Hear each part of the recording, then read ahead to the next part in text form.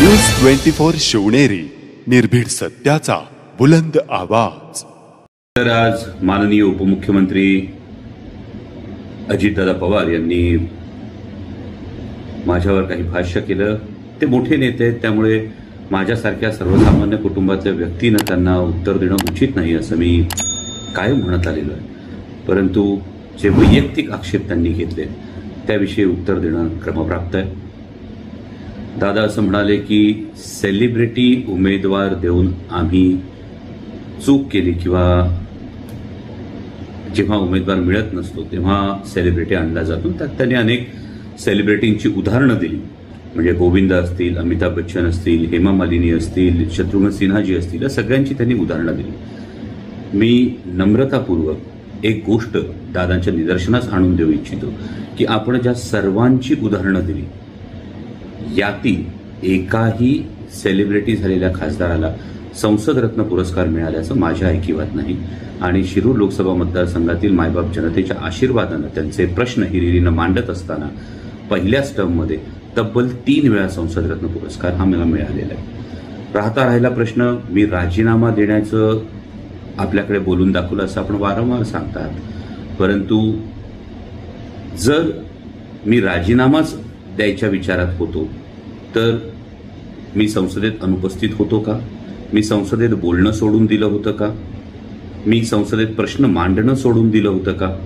जर आपण सगळा लेखाजोखा बघितला तर हे आवर्जून नमूद करेन की आपल्या पक्षाचे प्रदेशाध्यक्ष जे आहेत हे सुद्धा संसदेमध्ये रायगड लोकसभेचं प्रतिनिधित्व करतात आणि आपल्या पक्षाच्या प्रदेशाध्यक्षांच्या संसदीय कामगिरीपेक्षाही आपण सेलिब्रिटी म्हणून हिणवता, पण माझ्यासारख्या सर्वसामान्य शेतकरी कुटुंबातल्या एका मध्यमवर्गीय व्यक्तीची संसदीय कामगिरी ही आपल्या पक्षाच्या प्रदेशाध्यक्षांपेक्षा उजवी आहे, हेही आपण रेकॉर्ड तपासून पाहू शकता।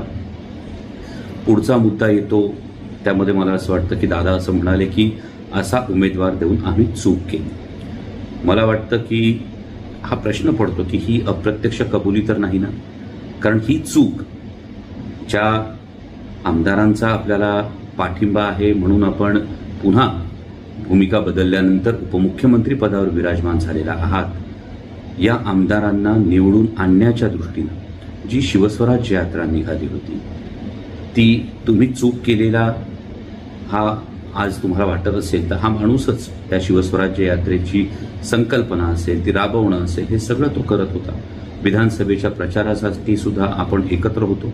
इतकंच नाही तर आपली राज्य सहकारी बँकेची चौकशी सुरू झाल्यानंतरही ही शिवस्वराज्य यात्रा माननीय प्रदेशाध्यक्ष जयंतराव पाटील साहेब यांच्या साथीनं आम्ही पूर्ण केली आणि आपणच निवडणुकीचा निकाल लागल्यानंतर याविषयी कौतुक सुद्धा केलं। त्यामुळे मला वाटतं की केवळ भूमिका बदलली म्हणून ही भाषा बदलते आहे का, हा एक मोठा प्रश्न निर्माण होतो। आणि जर ही खरोखर चूक असेल तर मला असं वाटतं की अजितदादांचं पहिलं विधान हे शिरूर लोकसभेला साधारण महायुतीकडून कोण उमेदवार असणार आहे याविषयीचं इंडिकेशन आहे, कारण दिल्लीतल्या वर्तुळामध्ये ही चर्चा सतत कानावर येते की शिरूर लोकसभा मतदारसंघामध्ये समोर कोणीतरी सेलिब्रिटी उमेदवार महायुतीकडून असणार आहे आणि त्यामुळे जे महायुतीकडून सगळे इच्छुक उमेदवार आहेत यांच्या एकूण उमेदवारी मिळण्याच्याच गोष्टीवर एक संभ्रम तयार होतो।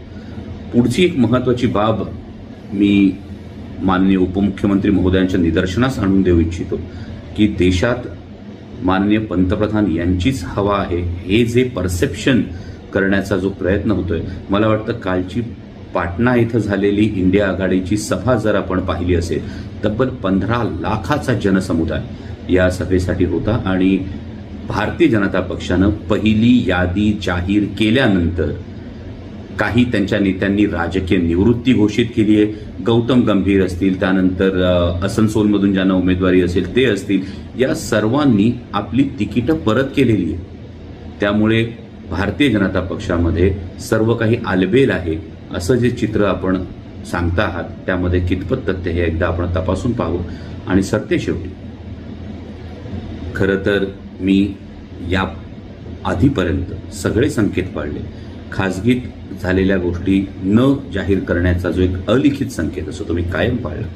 परंतु आपण वारंवार या गोष्टींचा उल्लेख करत असाल तर मी नम्रपणे आपल्याला एकच प्रश्न विचारू इच्छितो की जर असा उमेदवार देणं ही चूक असेल तर मग 10 वेळा आपण माझ्यासारख्या सर्वसामान्य कार्यकर्त्याला तुमच्या पक्षात या हे निरोप पाठवण्याचं नेमकं कारण काय?